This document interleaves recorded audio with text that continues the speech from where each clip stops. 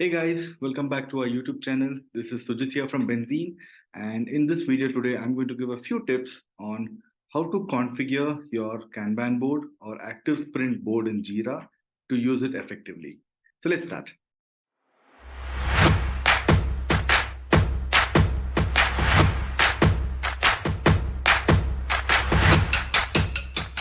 So your active sprint board and Kanban board in Jira is where your team and you visualize the work in progress or work happening. So there's a lot of data available in this board, and people and teams often tend to get lost in finding out the data which they're looking for. So it is important for you to configure, modify, or customize the way your board looks or the data you want to present on your board so that the data is accurate and inferences are made easily. So what all configurations can we make on our active sprint board or even Jira board so that we can get accurate data faster? Here they are. The first configuration you can make is use of quick filters. So these filters help you change or get only those data which you need quickly.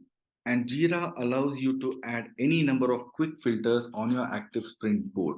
If you see here the cursor, I have created one filter based on the assignee name, and I've created one more filter to only filter out the bugs available on these board.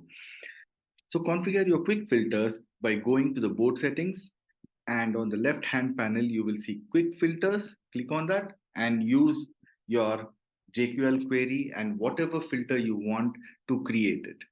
Once you come to quick filter, give a name to your filter which you can easily recognize and enter your JQL query. In this example, I want to filter on all the work items for MVP1 version. So that's the JQL query I've given here. And once you entered your JQL query, you need to click on add button and go back to your board. So once you're here, you can go to your quick filters drop down, and the moment you click on milestone, which the quick filter we created, all the filters or all the work items which are related to that filter will be popped up on your screen. So this way you can use quick filters to filter out data for your stand-ups and for all other ceremonies as well. The second set of configuration which you can do on your board is use of swim lanes and configuration of that swim lane.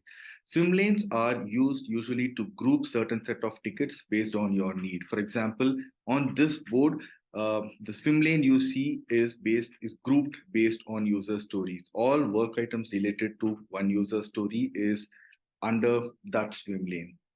Now, these swim lanes can also be configured by going to the board settings.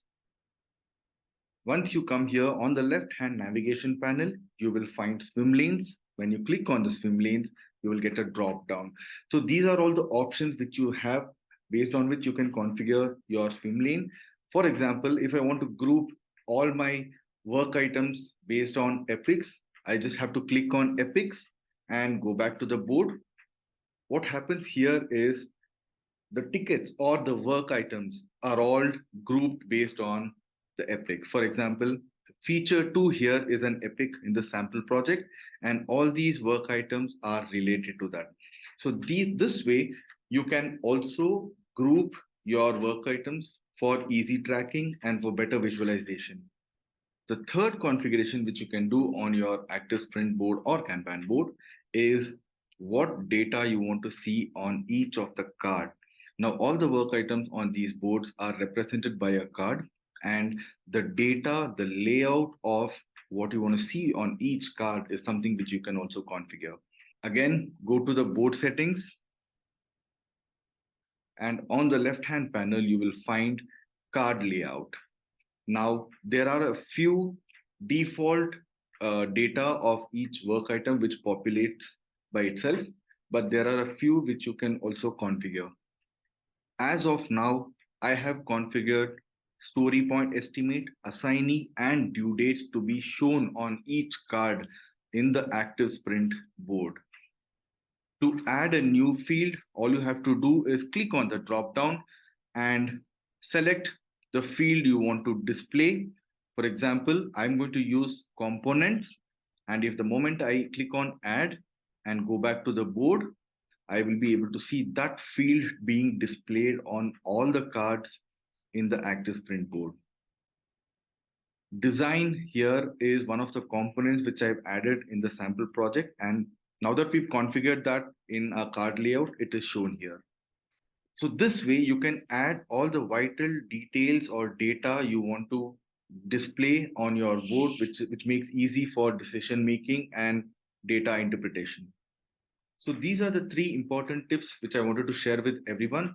These tips help us visualize work, help us visualize the important data, help us filter out data, help us configure the way we want to show our board, so that we don't have to spend a lot of time filtering out or going to other screens, pulling out reports.